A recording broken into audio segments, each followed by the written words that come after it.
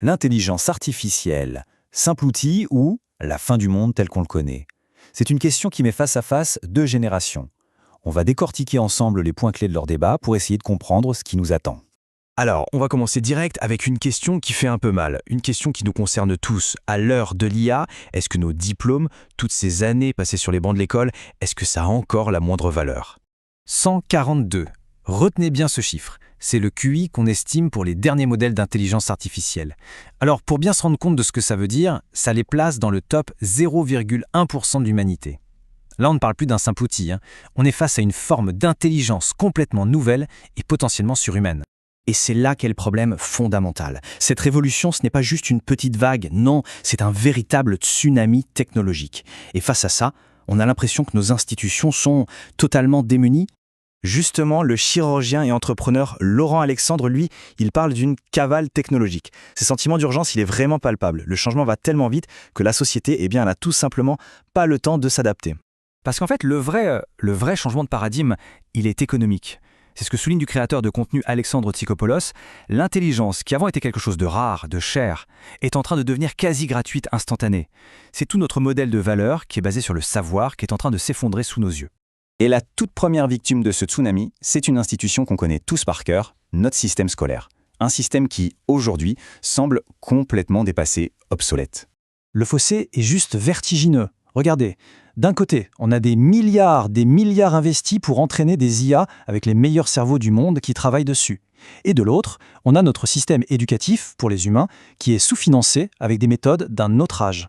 Ce grand écart, certains le qualifient de suicidaire. Regardez un peu cette évolution, c'est fou. Dans les années 80, une compétence pro, ça avait une durée de vie de 30 ans. 30 ans! Aujourd'hui, c'est à peine 2 ans. Alors forcément, la question se pose, comment un diplôme qu'on obtient après 5 ans d'études peut-il encore être pertinent dans ce monde-là? Et cette expérience personnelle, elle rend le problème très très concret.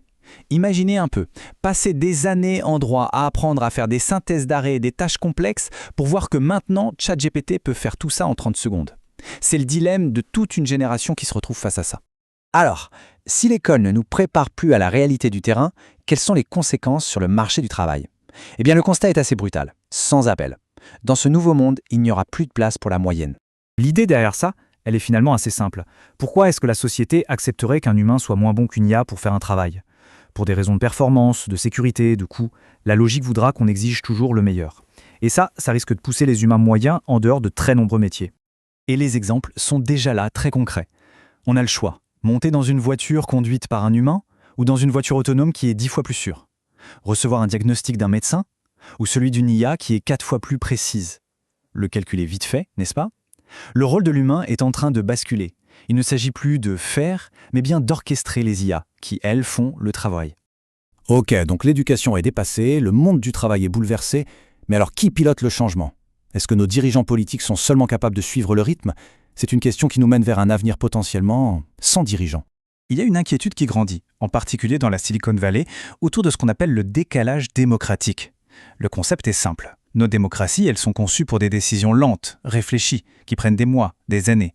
Mais comment faire face à une technologie qui, elle, évolue en quelques heures? C'est fondamentalement incompatible. Et le diagnostic, il est sévère. On aurait une classe politique qui ne comprend rien au futur qui se construit et un système qui est beaucoup trop lent pour y faire face.